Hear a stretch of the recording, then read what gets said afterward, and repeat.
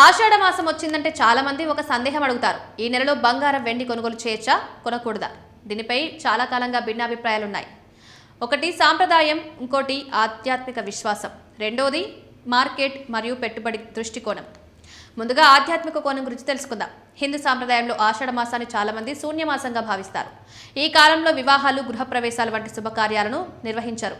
దక్షిణాయనం ప్రారంభమయ్యే సమయంగా భావించడం, ఈ సమయంలో దేవతలు విశ్రాంతి తీసుకుంటారని పురాణంలో చెప్పబడిన విశ్వాసం కారణంగా కొత్త కార్యక్రమాలను ప్రారంభించకుండా ఉండే ఆచారం ఏర్పడింది. ఈ కారణంగా కొంతమంది కుటుంబాలు ఆషాఢంలో బంగారం, వెండి నగలు కొనుగోలు చేయకుండా ఉంటారు. కొన్ని ప్రాంతాల్లో అయితే పెళ్లి కూతురు కోసం నెలలో బంగారం కొనడం మంచిది కాదని స్థానిక సంప్రదాయాలున్నాయి. అయితే ఇవన్నీ ప్రాంతీయ ఆచారాలు, కుటుంబ విశ్వాసాలపై ఆధారపడిన విశ్వాసాలని గుర్తుంచుకోవాలి. పెట్టుబడి కోణంలో చూస్తే ఆషాఢ మాసంలో శుభకార్యాలు తక్కువగా ఉండడంతో బంగారం కొనుగోలు చేసే వారి సంఖ్య కూడా తగ్గే అవకాశం ఉంది. ఈ సమయంలో కొన్ని నగల దుకాణాలు ప్రత్యేక ఆఫర్లు, మేకింగ్ ఛార్జీలపై తగ్గింపులు, ఇతర ఆఫర్లు ప్రకటించే అవకాశం ఉంది.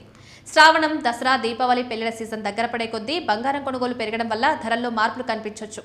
అందుకే పెట్టుబడి కోణంలో చూసే కొంతమంది ఆషాఢంలో కొనుగోలు చేయడం అనుకూలంగా భావిస్తారు. అయితే ఒక విషయం చాలా ముఖ్యం. బంగారం ధరలు కేవలం ఆషాఢ మాసం వల్ల మాత్రమే నిర్ణయించబడవు.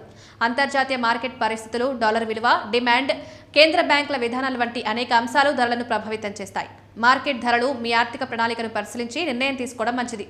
మీరు సాంప్రదాయాలు, కుటుంబ ఆచారాలు ఎక్కువగా పాటించేవారైతే మీ కుటుంబ పెద్దలు, మీరు విశ్వసించే పండితుల సలహా ప్రకారం నిర్ణయం తీసుకోవచ్చు. అంటే ఆషాఢ మాసంలో బంగారం కొనాలా వద్దా అనే ప్రశ్నకు సమాధానం లేదు. అది మీ వ్యక్తిగత విశ్వాసం, కుటుంబ సాంప్రదాయం, పెట్టుబడి లక్ష్యాలపై ఆధారపడి ఉంటుంది.